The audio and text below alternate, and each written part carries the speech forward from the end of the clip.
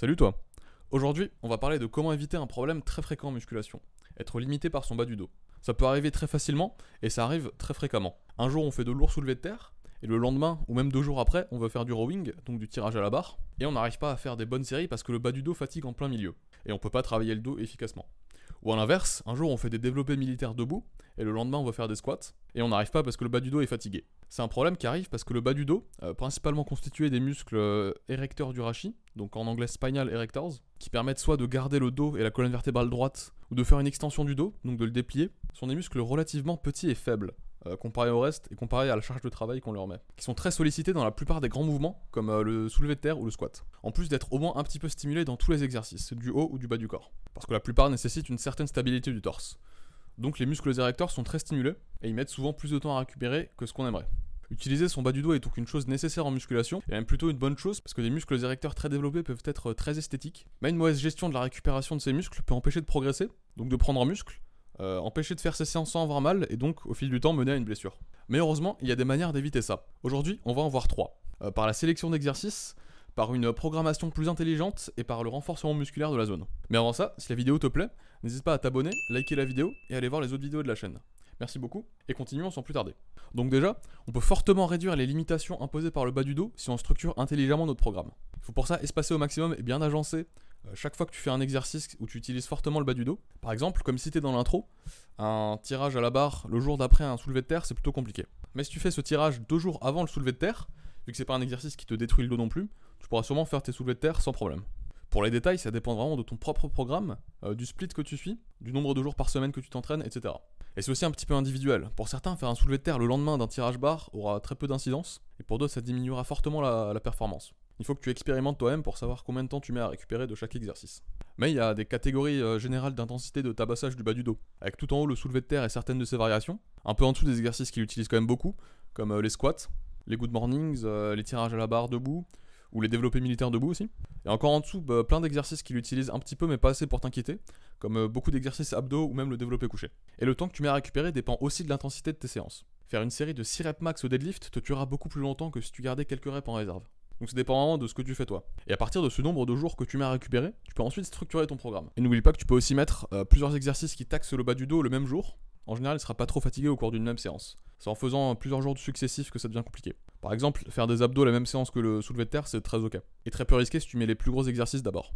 Et si t'as besoin d'aide pour structurer le tout, n'hésite pas à me demander en commentaire. Mais voilà, en structurant bien ton programme, tu seras déjà bien moins limité par ton bas du dos, pour te muscler le reste du corps. Mais ensuite, c'est possible, et même très probable, que malgré ça, t'arrives pas à caser tout ce que tu veux dans ton programme. Même en l'équilibrant du mieux possible, parce qu'il y a tout simplement trop d'exercices qui utilisent le bas du dos pour les faire tenir dans un seul programme. Il faut alors utiliser la deuxième stratégie pour éviter de surutiliser son bas du dos. C'est utiliser des variations qui fatiguent moins le bas du dos, tout en visant globalement les mêmes muscles que les exercices de base. Par exemple, au lieu de faire tes développés militaires debout, tu peux les faire assis sur un banc, avec le dos bien calé, ce qui te permet d'enlever la plupart de l'implication du bas du dos, tout en étant potentiellement plus efficace pour la prise de muscle grâce à la plus grande stabilité, qui permet un plus grand potentiel de surcharge, et donc de stimulus. Pareil pour les exercices de tirage, au lieu de les faire debout et penchés à la force de ton dos, tu peux les faire couchés avec un support sur le torse. Donc soit directement couché sur le banc avec par exemple le silero, donc tirage planche, soit avec un petit support du torse juste sur le banc, qui te permet de délester quand même pas mal du bas du dos. Pour chaque mouvement qui utilise bien le bas du dos, tu peux en général trouver une ou plusieurs variations tout aussi efficaces pour la prise de force ou de muscle, mais qui utilisent moins cette zone sensible. Même pour le deadlift, au lieu de faire la variation classique du soulevé de terre, tu peux le faire en déficit ou les jambes tendues, ce qui te forcera à utiliser moins de poids et à mieux étirer les muscles visés, ce qui a le double effet de moins fatiguer et de mieux stimuler.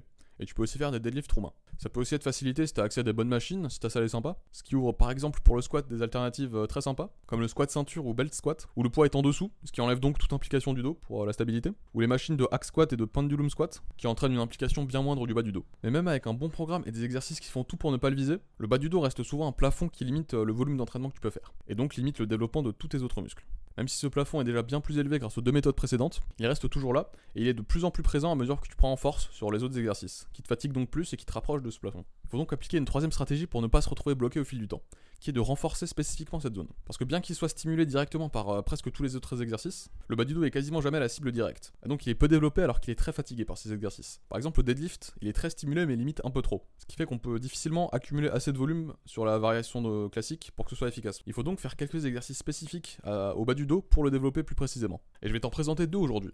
Le premier sont les hyper extensions, faites sur un banc spécifique, soit à 90 degrés, mais le plus souvent à 45 degrés, qui permet de bien isoler cette fonction qu'est le bas du dos, surtout si tu plies le dos en bas du mouvement, et que tu le contractes bien en haut. Surtout au début, fais-le sans poids et très lentement, puis très progressivement tu vas ajouter des poids. D'abord en le tenant avec tes mains avec des haltères ou directement les plaques de poids, puis avec une barre soit sur le dos, ce qui peut être galère à mettre en place, soit dans tes mains. Ce qui nécessite donc plus de poids, mais il faudra en général plier les bras, pour ne pas être bloqué par le sol, ce qui rend la chose un peu plus difficile. L'exercice travaille aussi les ischio-jambiers et les fessiers, mais le bas du dos est très bien visé. Et dernière précision, il faut que le pad du banc il soit sur tes cuisses et pas sur ton bassin. Parce qu'il faut te baisser au niveau des hanches et pas exclusivement au niveau du dos. Et deuxième exercice, le Jefferson Curl, qui pourrait être décrit comme un deadlift avec un très grand déficit, où le but va être de plier le dos au maximum, donc d'aller dans son amplitude maximale, étirer au maximum puis contracter, ce qui est vraiment très bon. Contrairement à ce que disent beaucoup de gens qui donnent pas de très bons conseils et qui font un effet nocebo sur toute la communauté des pratiquants de musculation, c'est pas un exercice intrinsèquement dangereux, comme aucun autre exercice d'ailleurs. Il faut juste évidemment y aller progressivement selon ta mobilité, ton agilité et ton niveau. Forcément, si tu mets 200 kg sur ta première série, tu vas sûrement te blesser. C'est comme n'importe quel autre exercice que tu fais. Si tu fais n'importe quoi, tu deviens n'importe qui. Et tu obtiens n'importe quoi surtout. Mais bref, très bon exercice qui permet de renforcer le bas du dos à travers une amplitude complète, qui permet ensuite de le rendre très résistant pour tous les autres exercices, puisqu'il sera habitué à un mouvement bien plus grand. Ce qui au final diminue le risque de blessure puisqu'il n'y aura pas de maillon faible dans ton corps. Tu peux intégrer ces exercices comme n'importe quel autre dans ton programme, donc une ou deux fois par semaine avec des reps modérés à élevés, donc pas en dessous de 6 reps je pense, et globalement les traiter comme n'importe quel autre exo, en progressant en poids et en reps au fil du temps, tout en conservant la même technique. Et tu peux aussi garder quelques exercices comme du tirage à la barre debout, pour quand même renforcer ce bas du dos dans cette position isométrique, et donc devenir plus fort au fil du temps sur ce genre d'exercice aussi. Et voilà pour cette petite vidéo qui te permettra d'arrêter de conditionner ta prise de muscle et ton progrès à la salle à l'état du bas de ton dos. Pour résumer, il faut bien programmer pour empêcher le plus d'interférences possible entre exercices au niveau du stimulus du bas du dos, choisir de préférence des exercices qui le sollicitent moins, quand c'est possible et nécessaire, et bien sûr de le renforcer plus spécifiquement. Si cette vidéo t'a été utile, abonne-toi, mets un like, partage la vidéo à quelqu'un qui esquive une séance sur deux parce qu'il a mal au dos, mets tes questions en commentaire et va voir les autres vidéos de la chaîne. Merci d'avoir regardé, c'était Soub, à la prochaine.